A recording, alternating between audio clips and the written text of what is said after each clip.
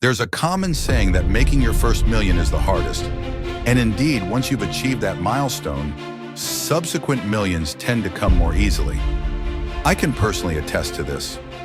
I reached my first $1 million by the age of 18, and I've consistently increased that amount every year since. This was actually what was on my mind last night, which inspired me to create this video. I was reflecting on why generating money and accumulating millions becomes simpler over time. Even though I made my first million at 18, it came after 4 years of relentless entrepreneurship. This forms the basis of today's discussion. The key factors that may not seem exciting, but are crucial for achieving your first million. Firstly, it's important to understand why that initial million is so challenging. It's essential to recognize your current stage in this journey, so you can relax and enjoy the process, knowing it's a phase that won't last forever. The primary hurdle you must overcome is inertia. Inertia is the tendency of stationary objects to remain stationary. To illustrate this, imagine you're on a 3-hour flight. The pilot will spend about 5 minutes to take off and reach cruising altitude. Despite burning through 25% of the fuel in those first few minutes, the pilot won't panic. That's because getting a plane moving requires immense energy. But once it's in the air, it becomes much more efficient, using just a small amount of fuel to stay at cruising altitude. This is why millionaires find it easier to keep earning. They operate at this altitude, having the resources and capital to generate more wealth. In contrast, you're still on the ground, and getting you to that altitude will require significant effort. Therefore, in today's video, I will show you how to overcome inertia and reach the millionaire's cruising altitude. The first step is to stop comparing yourself to the likes of Elon Musk or Jeff Bezos. Instead, look at athletes like Lewis Hamilton or Roger Federer. You might be fascinated by their achievements and wish you could chat with them. But let me share something. I know many of these athletes personally, and they're often the least interesting people to converse with, especially during their seasons. They're so intensely focused on their goals, enduring strict diets and intense training, that they have little time or energy for anything else. To achieve your first million, you need to adopt a single-minded focus. You must accept that you will not be well-rounded or balanced at the start. While humans need social interactions and hobbies, overcoming inertia will require sacrifices that most people aren't willing to make. You'll have to forego friendships, new languages, and personal fitness milestones. Think of your life like a plane flight. You need to burn a lot of fuel initially to reach cruising altitude. This was my personal experience in 2017 and 2018 when I made my first million. During those years, I had no hobbies, didn't socialize, and focused solely on my business. Only later did I reintroduce hobbies and still ended up making even more money. At the beginning stage, you need to say no to everything that doesn't directly contribute to your goals.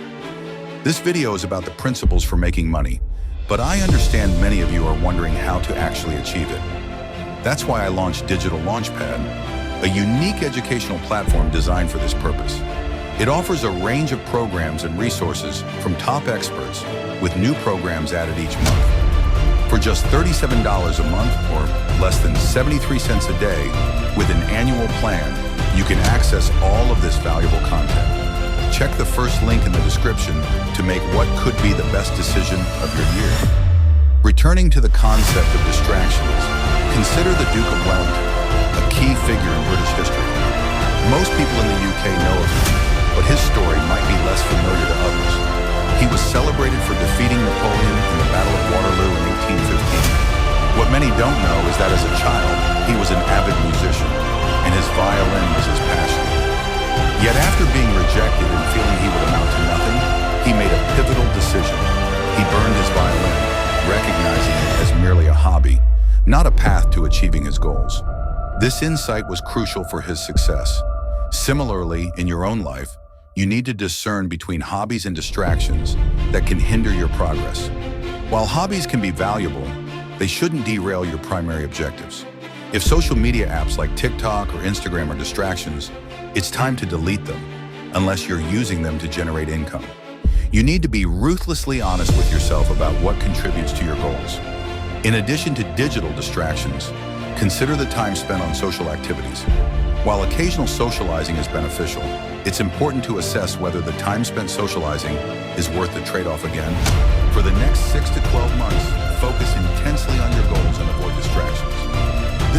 dedication is not sustainable indefinitely.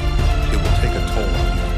Hence, set realistic goals and time limits for your dedication.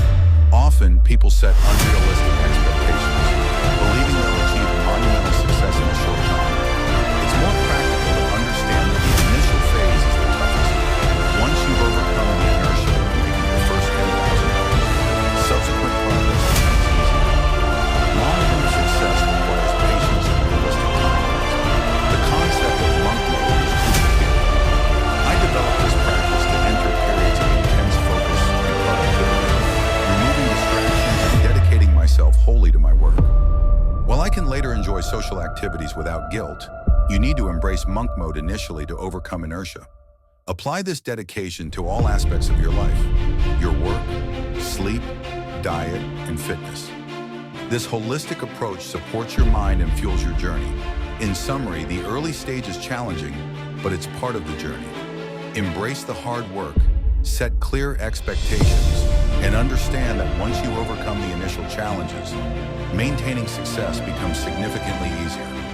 Apply the principles discussed, and you'll find that achieving your goals is more attainable.